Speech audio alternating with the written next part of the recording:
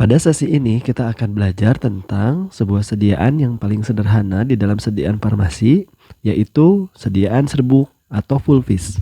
Pulvis atau yang lebih kita kenal dengan serbuk merupakan campuran kering, bahan obat atau zat kimia yang dihaluskan, ditujukan untuk pemakaian oral atau untuk pemakaian luar. Dikarenakan mempunyai luas permukaan yang luas, serbuk lebih mudah terdispersi dan lebih larut daripada bentuk sediaan lain yang dipadatkan. Terkadang anak-anak dan orang dewasa yang sukar menelan kapsul atau tablet lebih mudah menggunakan obat dalam bentuk serbuk. Pada beberapa penggunaan, biasanya serbuk oral dapat dicampur dengan air minum. Serbuk oral dapat diserahkan dalam bentuk terbagi atau pulveras, juga tak terbagi atau pulvis. Setiap sediaan kita pahami memiliki kelebihan dan kelemahannya. Nah, mari kita lihat apa kelebihan dan kelemahan dari sediaan serbuk. Baik, kelebihan pertama adalah lebih stabil, terutama untuk obat yang rusak oleh air. Kenapa? Karena sediaan serbuk merupakan sediaan kering.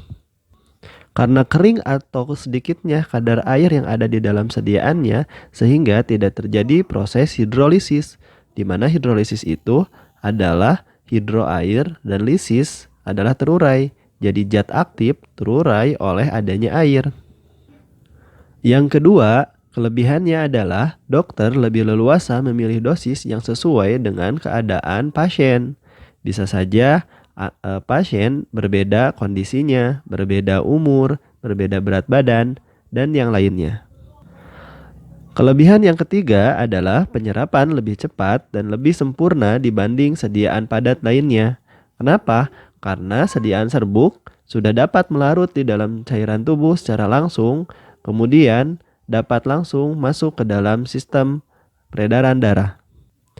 Kalau kita bandingkan dengan sediaan tablet, tentu saja tablet akan jauh lebih lama dikarenakan tablet harus pecah menjadi granul, granul harus pecah menjadi serbuk, baru bisa terlarut di dalam cairan tubuh.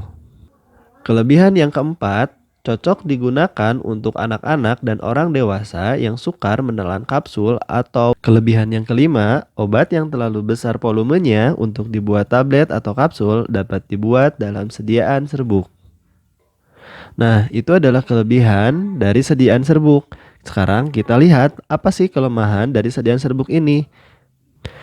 Kelemahan yang pertama adalah tidak tertutupnya rasa tidak enak seperti pahit, sepat, dan lengket di lidah. Biasanya ini dapat diatasi sebenarnya dengan satu bahan yang disebut dengan Corigen Saporis. Corigen Saporis ini merupakan bahan yang ditambahkan untuk menutupi sedikit rasa pahit, sepat, atau lengket yang lebih kita kenal dengan Saharum Lactis, Saharum Album, dan yang lainnya. Kelemahan yang kedua adalah pada saat penyimpanannya bisa menjadi lembab. Kenapa? Karena bisa menarik air dari lingkungan. Penarikan air dari lingkungan ini bisa mengakibatkan serbuk menjadi basah. Nah, adanya basah ini menyebabkan air berada di dalam sediaan serbuk dan dapat mengalami hidrolisis atau tablet. Pembelajaran berikutnya kita akan belajar tentang derajat halus serbuk dan pengayak. Derajat halus serbuk dan pengayak dalam farmakope dinyatakan dalam uraian yang dikaitkan dengan nomor pengayak yang telah ditetapkan untuk pengayak baku. Nah, sekarang mari kita lihat tabel terkait dengan klasifikasi serbuk berdasarkan derajat halus menurut Farmakope Indonesia edisi keempat. Nah, berdasarkan klasifikasinya, serbuk terdiri dari serbuk yang sangat kasar, kasar, setengah kasar, halus, dan sangat halus. Sedangkan jenis serbuknya terdiri dari simplisia nabati dan hewani, dan juga bahan kimia. Serbuk simplisia nabati dan hewani dengan klasifikasi serbuk sangat halus, artinya dia harus mampu melewati ayakan dengan nomor pengayak 80 dan 100% serbuknya harus bisa melewati ayakan nomor 80 tersebut. Sedangkan untuk serbuk bahan kimia dengan klasifikasi serbuk yang sangat halus, dia harus mampu melewati ayakan nomor 120 dan 100% serbuknya melewati ayakan tersebut. Sebagai pertimbangan praktis, pengayak terutama dimaksudkan untuk pengukuran derajat halus serbuk untuk sebagian besar keperluan farmasi. yang bertujuan meningkatkan penyerapan obat di dalam saluran cerna. Untuk pengukuran partikel dengan ukuran nominal kurang dari 100 mikrometer, alat lain selain pengayak mungkin lebih berguna. Efisiensi dan kecepatan pemisahan partikel oleh pengayak beragam, berbanding terbalik dengan jumlah partikel termuat. Efektivitas pemisahan menurun cepat jika kedalaman muatan melebihi lapisan dari 6 partikel sampai 8 partikel. Pengayak yang tadi kita bahas untuk pengujian secara farmakope adalah anyaman kawat, bukan tenunan.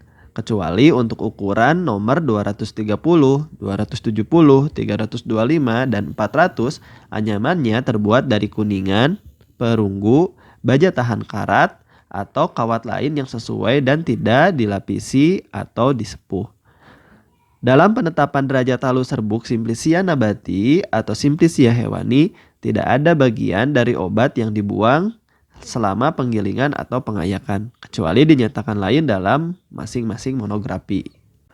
Pada tabel berikut, kita bisa melihat ukuran rata-rata lubang pengayak baku anyaman kawat berdasarkan Farmakope Indonesia edisi keempat.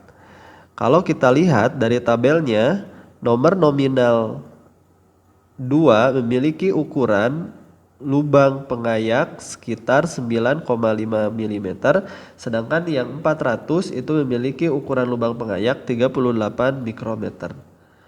Artinya semakin besar nomor ayakan, maka semakin kecil lubang pengayaknya. Semakin kecil nomor nominalnya atau nomor ayakannya, semakin besar lubang ayakan.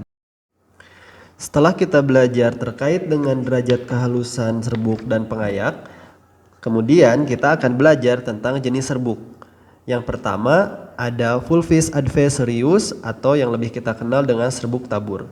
Fulvis advesorius ini merupakan serbuk ringan, bebas dari butiran kasar, dan dimaksudkan untuk obat luar. Umumnya dikemas dalam wadah bagian atasnya berlubang halus untuk memudahkan penggunaannya pada kulit. Ada beberapa catatan yang harus kita pahami di dalam sediaan ini. Yang pertama itu adalah talak, kaolin, dan bahan mineral lainnya yang digunakan untuk serbuk tabur harus memenuhi syarat bebas dari bakteri. Nah, bakteri diantaranya yang sering muncul di dalam talak, kaolin, dan bahan mineral lainnya adalah Clostridium tetani, Clostridium welchi, dan Bacillus anthracus. Nah, maka pada beberapa pembuatannya talkum, kaolin, dan bahan mineral lainnya dilakukan terlebih dahulu sterilisasi untuk menghindari bakteri-bakteri tersebut. Serbuk tabur tidak boleh digunakan untuk luka terbuka, dan pada umumnya serbuk tabur harus melewati ayakan dengan derajat kehalusan nomor 100 atau mes 100 agar tidak menimbulkan iritasi pada bagian yang peka. Contoh Fulvis advesorius yang bisa digunakan dari formularium diantaranya adalah Jingxi undesilinatis Fulvis advesorius, kemudian ada sulfonamida Fulvis advesorius, kemudian ada Fulvis paraformaldehyde compositus, dan Fulvis salicylitis compositus. Jenis serbuk yang kedua adalah Fulvis dentrificius atau yang lebih kita kenal dengan serbuk gigi.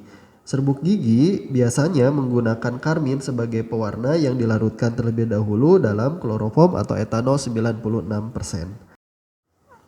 Serbuk yang ketiga adalah Fulvis sternotatorius. Adalah serbuk bersin yang penggunaannya dihisap melalui hidung sehingga butiran serbuk tersebut harus halus sekali. Serbuk yang keempat adalah Fulvis effervescens. Serbuk effervescens merupakan serbuk yang sebelum digunakan atau diminum dilarutkan terlebih dahulu ke dalam air dingin atau air hangat. Dan dari proses pelarutan ini akan mengeluarkan gas CO2, kemudian membentuk larutan yang pada umumnya adalah jernih. Serbuk ini merupakan campuran antara senyawa asam, biasanya adalah asam sitrat atau asam tartrat, dengan senyawa basa, biasanya natrium karbonat atau natrium bikarbonat. Interaksi kedua senyawa tersebut, asam dan basa, di dalam air akan menimbulkan suatu reaksi yang menghasilkan gas karbon dioksida. Bila ke dalam campuran ini ditambahkan zat berasiat, gas karbon dioksida akan segera dibebaskan sehingga memberikan efek farmakologi dengan cepat. Pada pembuatannya, bagian asam dan bagian basa harus dibuat dan dikeringkan secara terpisah sehingga tidak terjadi kontak yang menghasilkan gas karbon dioksida terlalu dini. Baik, sekarang kita masuk ke cara mencampur serbuk. Dalam mencampur serbuk hendaklah dilakukan secara cermat dan jaga agar jangan ada bagian yang menempel pada dinding mortir, terutama untuk serbuk yang berkhasiat keras dan dalam jumlah kecil. Hal-hal mendasar yang perlu diperhatikan oleh kita pada saat membuat serbuk diantaranya adalah: yang pertama adalah obat yang berbentuk kristal atau bongkahan besar hendaklah digelus terlebih dahulu. Kemudian yang kedua, obat yang berkhasiat keras dalam jumlah sedikit dicampur dengan zat penambah konstituen dalam mortir yang lebih kita banyak gunakan adalah laktosa. Yang ketiga adalah obat yang berlainan warna diaduk bersamaan agar tampak bahwa serbuk sudah merata. Yang keempat adalah obat yang jumlahnya sedikit dimasukkan terlebih dahulu. Dan yang terakhir, yang kelima, obat yang volumenya kecil dimasukkan terlebih dahulu juga.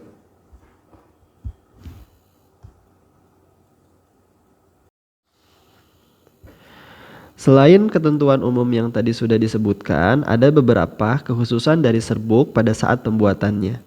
Di antaranya adalah belerang. Belerang ini atau sulfur tidak dapat diayak dengan ayakan sutra maupun logam karena dapat menimbulkan muatan listrik pada saat gesekan, sehingga pada saat pembuatan bedak tabur dia tidak masuk dalam zat yang ikut diayak.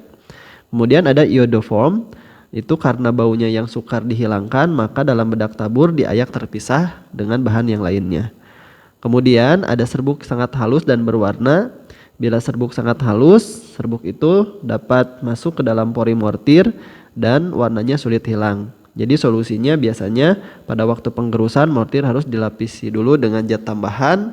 Kalau pada saat untuk serbuk tabur ya dengan menggunakan talek, atau pada saat pembuatan serbuk bagi dengan menggunakan laktosa. Misalkan rifampisin itu warna merah bata, atau juga ada beberapa zat yang namanya stimbum pentasulfida itu warna merah juga. Selanjutnya adalah serbuk halus yang berkhasiat keras. Kalau dalam jumlah banyak, pembuatannya digerus dalam mortir di mana mortirnya sudah dilapisi dulu dengan zat tambahan. Bisa itu adalah laktosa ataupun talek pada bedak tabur. Nah, kalau dalam jumlah sedikit kurang dari 50 mg, caranya adalah dengan membuat pengenceran. Pengenceran dilakukan dengan memperhitungkan bahan agar efektif. Nah, nanti kita akan buatkan video khusus terkait dengan pengencerannya. Nah, kemudian selanjutnya adalah serbuk berbentuk hablur atau kristal. Sebelum dicampur dengan bahan obat yang lain, serbuk dalam bentuk hablur dan kristal digerus terlebih dahulu.